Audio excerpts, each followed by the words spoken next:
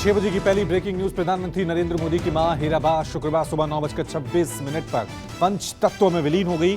भाइयों के साथ नरेंद्र मोदी ने मां को मुखाग्नि दी। अंतिम सफर के दौरान वो मां के पार्थिव देह कंधे पर लेकर गांधीनगर स्थित घर से निकले। यात्रा के दौरान वो शव वाहन में ही पार्थिव देह के करीब बैठे रहे। हीराबा मोदी का शुक्रवार तड़के 3:30 बजे यूएन मेहता अस्पताल में निधन हुआ।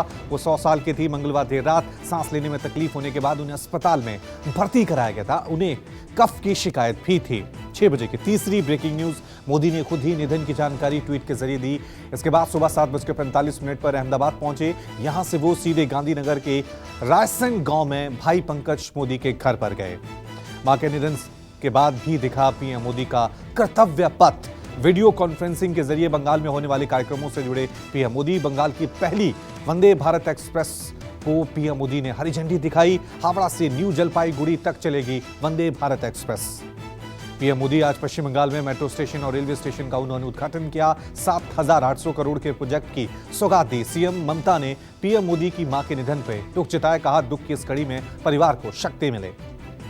दिल्ली से रुड़की जाते वक्त क्रिकेटर ऋषभ पंत की कार हादसे का शिकार हो गई। डिवाइडर से टकराकर जली कार। हादसे में ऋषभ पंत गंभीर रूप से घायल हुए। ड्राइविंग के दौरान झपकी आने से कार डिवाइडर से टकरा गई। 2 दिवसीय कर्नाटक दौरे पहुंचे केंद्रीय गृह मंत्री अमित शाह अगले साल होने वाले विधानसभा चुनाव को लेकर रणनीतियों पर चर्चा करेंगे। शाह राज्य में पार्टी के बूथ स्तर के नेताओं और कार्यकर्ताओं से चुनावी रणनीति पर चर्चा करेंगे। अगले साल राज्य में होने वाले हैं विधानसभा चुनाव। लखनऊ के बीएसपी कार्यालय में आज निकाय चुनाव पर अहम बैठक हुई है। बैठक के बाद बसपा सुप्रीमो ने बीजेपी, कांग्रेस और सपा पर हमला बोला। उन्होंने कहा कि बीजेपी, कांग्रेस, एसपी आरक्षण विरोधी है। केवल बीएसपी ही आरक्षण बचा सकती है। छत्तीसगढ़ के सीएम भूपेश बघेल का एक युवक को धमकाने का वीडियो वायरल हुआ। युवक ने आरक्षण के बजाय जनसंख्या कंट्रोल करने को लेकर सवाल उठाए थे। 6 बजे की 10वीं ब्रेकिंग न्यूज।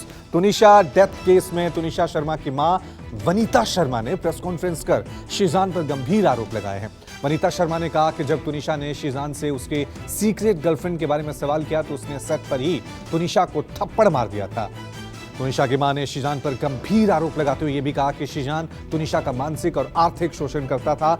वनीता शर्मा ने कहा कि शीजान की बहन फलकनाज तुनिशा को दरगाह ले जाती थी। शीजान तुनिशा से महंगे महंगे गिफ्ट मांगता था। तुनिशा सुसाइड में आरोपी शीजान की एक दिन की पुलिस हिरासत बढ़ गई है। पुलिस ने कहा कि जांच में सहयोग नहीं कर रहे हैं शीजान। बिहार की राजधानी पटना में बड़ा हादसा हो गया। यहां पटना के मनेर महावीर टोल गंगा नदी घाट पर यात्रियों से भरी नाव डूब गई। बताया जा रहा है कि इस नाव पर कुल 15 लोग सवार थे, जिनमें अभी तक 8 लोग लापता हैं। 7 लोगों को सुरक्षित निकाला गया है।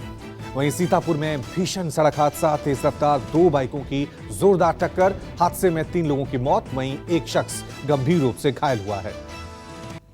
नए साल के जश्न पर मुंबई पुलिस ने चेकिंग अभियान चलाया। यातायात नियमों का पालन नहीं करने वालों के चालान काटे। 31 दिसंबर को तैनात किए जाएंगे 25 डीसीपी, 15,000 अधिकारी और 10,000 पुलिसकर्मी। दिल्ली में भीषण ठंड के साथ होगी नए साल की शुरुआत। शीतलहर से बढ़ेगी ठिठुरन। मौसम विभाग के मुताबिक 31 दिसंबर से न्यूनतम तापमान में फिर गिरावट दर्ज होना शुरू होगा।